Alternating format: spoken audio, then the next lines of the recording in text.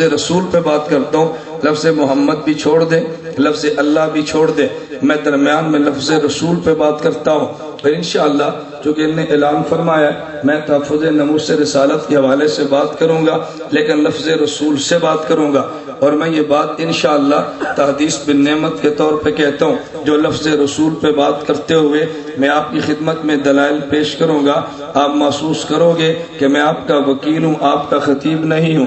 کیوں؟ وکیل ہر کٹہرے میں اپنے نئے دلائل تیار رکھتا ہے، اگر پچھلی دلیل پہ حملہ ہوا ہم نئی دلیل پیش کر دیں گے۔ میں لفظ رسول پہ آپ کی خدمت میں 3 باتیں عرض کرتا ہوں۔ نمبر 1، لفظ رسول کے حوالے سے 3 بات ذہن میں بٹھا لیں۔ نمبر 1، ہمارے پیغمبر جو رسول ہیں یہ رسول اول بھی ہیں۔ نمبر 2، ہمارے پیغمبر جو رسول ہیں یہ رسول کامل بھی ہیں۔ نمبر 3، ہمارے پیغمبر جو رسول ہیں یہ رسول اعلیٰ بھی ہیں۔ رسول اول بھی مانتے ہیں، رسول کامل بھی مانتے ہیں اور رسول اعلیٰ بھی مانتے ہیں۔ ہم اپنے پیغمبر کو رسول اول بھی کہتے ہیں، رسول کامل بھی کہتے ہیں اور رسول اعلیٰ بھی کہتے ہیں۔ رسول اول پہ دلائل کہاں سے لیے؟ میں یوں کہوں گا، حضرت آدم سے لے کر عیسیٰ 1,24,000 انبیاء علیہم السلام کو خدا نے نبوت اور رسالت دی ہے تو ہمارے پیغمبر کی برکت سے دی ہے۔ اس کو ننوتوی کے لفظوں میں یوں سمجھو، ہمارے پیغمبر کی نبوت ذاتی ہے، باقی انبیاء کی نبوت عرضی ہے۔ اصل نبوت ہمارے پیغمبر کو ملی ہے، ان کی وجہ سے باقی انبیاء کو نبوت ملی ہے۔ آپ کہو گے یہ دلیل کیا ہے؟ میں دلیل کی بات نہیں، میں دلائل کی بات کرتا ہوں۔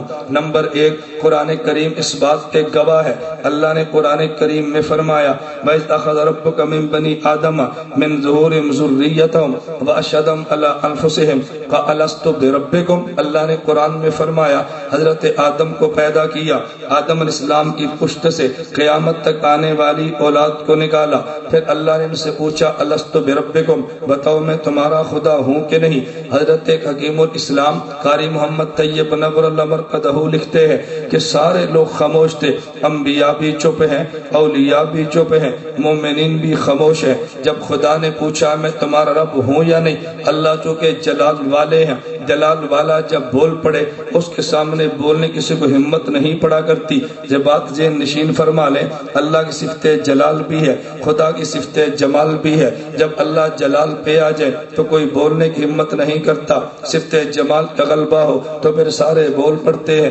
آپ کو جی مولانا کوئی مثال دو، ہماری 5 نمازیں ہم پہ فرض ہیں، ان میں فجر اور مغرب عشاء کی نماز میں امام قرات اونچی آواز سے کرتا ہے، ظہر عصر کی نماز میں امام قرات آہستہ کرتا ہے۔ کبھی آپ نے غور کیا ہے اس میں حکمت کیا ہے؟ فجر مغرب کی عشاء کی نماز میں امام قرات بلند آواز سے کرتا ہے، ظہر عصر کی نماز میں امام قرات آہستہ کرتا ہے۔ حکمت کیا ہے؟ خدا کی ایک صفت جلال ہے، ایک خدا کی صفت جمال ہے۔ جب سورج غروب ہوتا ہے صفت جمال کا ظہور ہوتا ہے، جب سورج طلوع ہوتا ہے تو صفت جلال کا ظہور ہوتا ہے۔ جب خدا جلال میں آتے ہیں امام خاموش ہو جاتا ہے، جب خدا جمال میں آتے ہیں تو امام بول پڑتا ہے۔ ایک اللہ کی صفت جلال ہے، ایک خدا کی صفت جمال ہے۔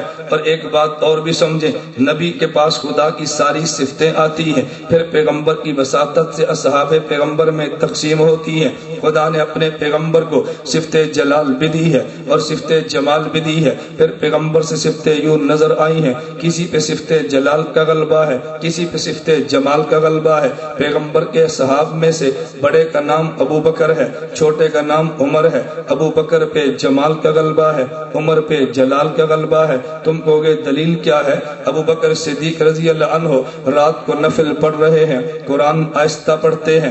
ابو بکر سے پوچھا آہستہ کیوں پڑھتے ہیں؟ فرمایا بلند آواز سے پڑھا یہ سونے والے اٹھ جائیں گے۔ عمر بن خطاب کو دیکھا رضی اللہ عنہ قرآن اونچی آواز سے پڑھتے ہیں۔ عمر سے پوچھا اونچی آواز سے کیوں پڑھتے ہو؟ کہا اگر میں پڑھتا ہوں تو یہ کیوں نہیں پڑھتا؟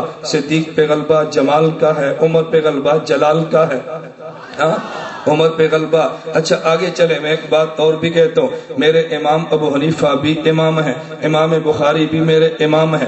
ان میں ایک پہ صفت غلبہ جلال کا ہے, ایک پہ غلبہ جمال کا ہے.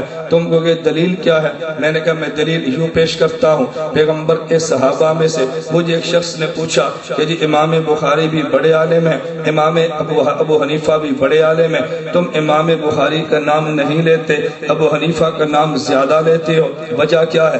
میں نے کہا وجہ یوں سمجھنا, پیغمبر کے صحابہ میں ایک ابو بکر صدیق ہے, پیغمبر کے صحابہ میں ایک ابو ہریرہ ہیں رضی اللہ عنہما. ابو بکر صدیق کے بارے میں کہتے ہیں اصحاب پیغمبر میں سب سے بڑا عالم ہے. حضرت ابو ہریرہ کے باتیں میں کہتے ہیں اصحاب پیغمبر میں سب سے بڑا محدث ہے.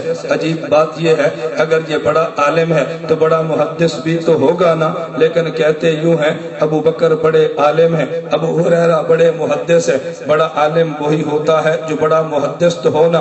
وجہ کیا ہے؟ جب حضرت ابو بکر صدیق سے کوئی مسئلہ پوچھتا, ابو بکر صدیق نبی والا مسئلہ بتاتے, لیکن قال ابو بکر کہہ کے بتاتے. ڈر لگتا تھا کہ پیغمبر کے لفظ نقل کر دیے, الفاظ میں غلطی ہو گئی کہ صدیق جہنم میں نہ چلا جائے. ابو ہریرہ مسئلہ ان سے پوچھتے, مسئلہ نبی والا بتاتے, لیکن ابو ہریرہ قال رسول اللہ کہہ کے بتاتے. کیوں؟ ان کی خواہش یہ تھی کہ پیغمبر کے الفاظ آگے نقل کر دوں. حضرت ابو ہریرہ پہ غلبہ محبت کا تھا, صدیق پہ غلبہ خشیت کا تھا. جب کوئی حضرت امام ابو حنیفہ سے مسئلہ پوچھتا, نبی والا مسئلہ بتاتے, قال ابو حنیفہ کہہ کے بتاتے, الفاظ پیغمبر میں غلطی نہ لگ جائے. امام بخاری سے مسئلہ پوچھتے, قال رسول اللہ کہہ کے بتاتے. محبت میں الفاظ نقل کرنا چاہتے ہیں تو صدیق پہ غلبہ خشیت کا تھا, ابو ہریرہ پہ غلبہ محبت کا تھا, امام ابو حنیفہ پہ غلبہ خشیت کا تھا, ابو حضرت امام بخاری پہ غلبہ محبت کا تھا. ہم دونوں کو مانتے ہیں, لیکن ابو ہریرہ صدیق آ جائیں گے, امامت ابو بکر کا حق ہے. اگر امام بخاری ابو حنیفہ آ جائیں گے, امامت ابو حنیفہ کا حق ہے. ہم مانتے تو دونوں کے, کیوں نہیں مانتے؟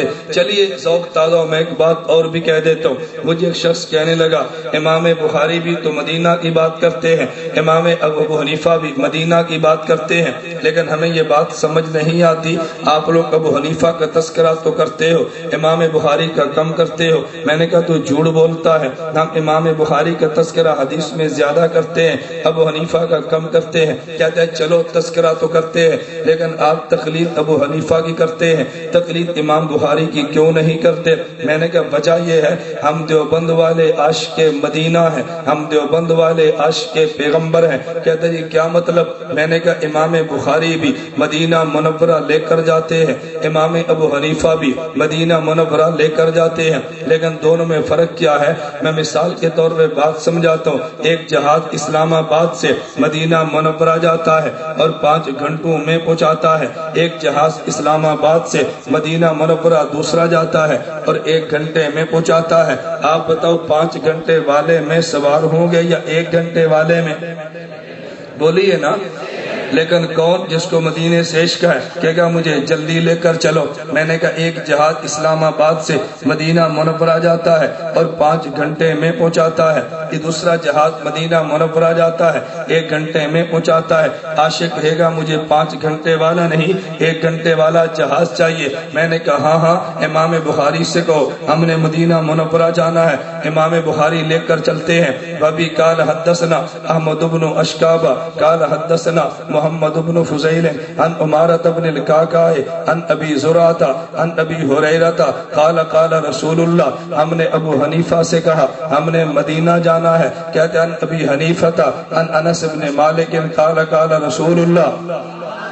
عن ابی حنیفہ عن عبداللہ بن ابی اوفا قال قال رسول اللہ. عن ابی حنیفہ عن واصلة بن الاسقع قال قال رسول اللہ. عن ابی حنیفہ عن عبداللہ بن انیس قال قال رسول اللہ. عن ابی حنیفہ عن عبداللہ بن الحارث قال قال رسول اللہ. عن ابی حنیفہ عن عائشہ بنت عجرت قالت قال رسول اللہ. میں نے کہا امام بخاری کے سٹاف 5 بنتے ہیں, ابو حنیفہ کا 1 بنتا ہے. ہم عشاق مدینہ کہتے ہیں جلدی لے کر چلو. ہم عشاق مدینہ کہتے ہیں ہمیں جلدی لے کر چلو، اور یہ بات بالکل بجا ہے، میں جھوٹ نہیں بولتا، ہمیں مدینے سے پیار ہے، اسے مدینے سے پیار نہیں ہے۔ تجھے یقین نہ آئے اگر وہ نوجوان یہاں ان کا بیٹھا ہو، میں اسے کہتا ہوں جاؤ اپنے مولوی صاحب سے پوچھو حضرت ایک مسئلہ تو بتاؤ کہ میں نے مدینہ منورہ جانا ہے، ریال کمانے کے لیے مزدوری مل گئی چلا جاؤں؟ وہ کہیں گے بیٹا چلا جا، رزق حلال کمانا عین عبادت ہے۔ پھر جا کر مسئلہ پوچھو حضرت میں نے مدینہ جانا ہے، حضور کا روزہ دیکھنے چلا جاؤں؟ کہا نانا شرک ہے، وہ تجھے روزے کے لیے مدینے جانے سے روکتا ہے، ریال کمانے کے لیے جانے کی اجازت دیتا ہے، تو پھر ماننا تیرا تعلق مدینے کے ریال سے ہے، میرا تعلق مدینے کے روزے سے ہے۔ اس لیے میں نے کہا ہم عشاق مدینہ ہیں، ہم سے عشقوں والی بات کرو، بے ادب و گستاخی والی بات نہ کرو۔ خیر میں یہ تو ضمناً بات چل پڑی، میں کہتا ہوں ہم کون ہیں عشاق مدینہ۔ مجھے ایک بندہ کہنے لگا مولانا ایک بات تو بتائیں، وہ ان کے پاس جاؤ تو غیر مقلد کہتے ہیں وہ جی حضور کی بات کریں گے، مدینہ کی بات کریں گے، اور تمہارے پاس آؤ تم کوفہ کی بات کرتے ہو، وہ مدینہ کی بات کرتا ہے۔ میں نے کہا ہم با ادب ہیں وہ بے ادب ہے۔ کہتے جی کیا مطلب؟ کوفہ کی بات کریں تو ادب ہے، مدینہ کی بات کریں تو بے ادبی ہے۔ میں نے کہا جی ہاں۔ کہتے کیا مطلب؟ میں نے کہا مطلب یہ اللہ کے پیغمبر صلی اللہ علیہ وسلم نے فرمایا انا مدینۃ العلم وعلی بابها فمن اراد العلم فلیاتہ من بابها، فرمایا میں شہر علم ہوں، علی شہر علم کا دروازہ ہے، تو پیغمبر تو شہر علم ہے، علی شہر علم کا دروازہ ہے، تو علم کا شہر مدینہ میں ہے، شہر علم کا دروازہ کوفہ میں ہے۔ مسجد میں امام اعلان کرتا ہے صف اول میں نماز پڑھو تو اجر ملے گا، ایک آدمی صف اول میں آئے اور دروازہ کراس کے آئے، ایک آدمی دروازے سے گزر کر آئے، دروازہ کراس کر کے آنے والے کو بے ادب کہتے ہیں، دروازے سے آنے والے کو بے ادب کہتے ہیں۔ بات وہ بھی مدینہ کی کرتا ہے، بات ہم بھی مدینہ کی کرتے ہیں۔ ہم بایا کوفہ اس لیے بات کرتے ہیں کہ شہر علم کا دروازہ جو کوفہ میں ہے، نہیں سمجھے، شہر علم کا دروازہ تو کوفے، دروازے سے آنے والے کو با ادب کہتے ہیں، کراس کر کے آنے والوں کو بے ادب کہتے ہیں۔ یہی بات امام بخاری کہتا ہے لا احصی کم دخلت کوفہ تھا، مجھے یاد ہی نہیں میں کوفہ کتنی بار گیا ہوں۔ میں نے ایک جگہ بخاری پہ بیان کر رہا تھا، میں نے کہا کبھی آپ نے غور کیا ہے؟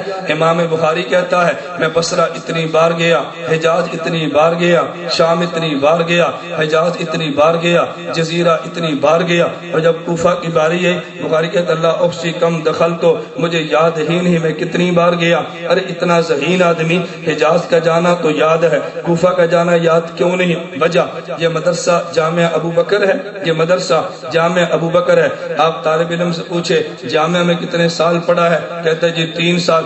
اچھا جو جامعہ کا دروازہ تھا کتنی بار تو داخل ہوا ہے؟ کہتا ہے مجھے یاد ہی نہیں، کیونکہ منزل تو یاد رہتی ہے، دروازے کا تذکرہ یاد نہیں رہتا۔ امام بخاری کہتا ہے حجاز تو 6 سال تک ٹھہرا ہوں، لیکن کوفہ دروازہ ہے مجھے یاد ہی نہیں کتنی بار گیا ہوں۔ دروازے سے داخلے کبھی یاد نہیں رہتے۔ چلیے بات بدل گئی، میں جو بات کہہ رہا تھا محمد الرسول اللہ، محمد اللہ کے رسول ہیں، توجہ محمد اللہ کے رسول ہیں۔ میں نے بات یہاں سے شروع کی تھی، ہمارے پیغمبر رسول اول ہیں۔ جب خدا نے حضرت آدم کی ذریت کو نکالا ہے، خدا نے پوچھا الست بربکم، بتاؤ میں تمہارا رب ہوں؟ سارے خاموش تھے۔ خاموش ہونے کی وجہ یہ نہیں خدا کو رب مانتے نہیں تھے، وجہ خدا جلال میں ہے، تو جب جلال میں ہوگا تو کون بولے گا؟ میں کہ تو ایک عالم ارواح کا مسئلہ ہے، خدا وہاں جلال پہ تھے کوئی نہیں بولا۔ ایک عالم حشر کا مسئلہ ہے، خدا جلال میں ہوں گے کوئی نہیں بولے گا۔ عالم ارواح میں قاری محمد طیب رحمت اللہ علیہ دارالعلوم دیوبند کے 40 سالہ محتمم فرماتے ہیں سارے نبی خاموش تھے، سب سے پہلے روح محمد نے کہا ہے بلا، سب سے پہلے روح محمد نے کہا ہے بلا۔ روح محمد بولی ہے تو سارے انبیاء بولے ہیں، تو پھر مجھے یہ بات کہنے دینا کہ باقی انبیاء نے بلا کہا ہے تو میرے پیغمبر کی وجہ سے کہا ہے، اقرار توحید کیا ہے تو میرے پیغمبر کی وجہ سے کیا ہے۔ ارے کلمہ پڑھا ہے پیغمبر کی وجہ سے پڑھا ہے۔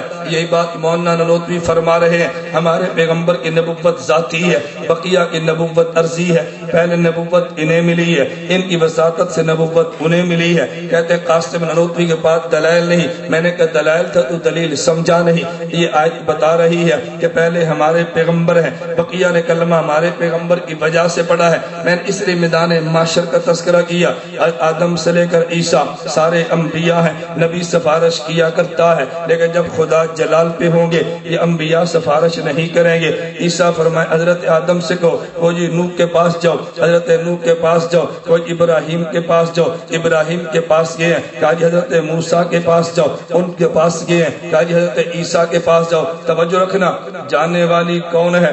ان کی اپنی امت، نہیں سمجھے؟ جانے والی کون ہے؟ ان کی آدم کی اپنی امت، سفارش کرو، کہا نانا آگے جاؤ۔ حضرت نوح کی اپنی امت، سفارش کرو، کہا جی آگے جاؤ۔ اب سب نے پہنچایا کہاں پہ؟ اللہ کے پیغمبر تک، لیکن حضور خدا کے مزاج کو جانتے ہیں۔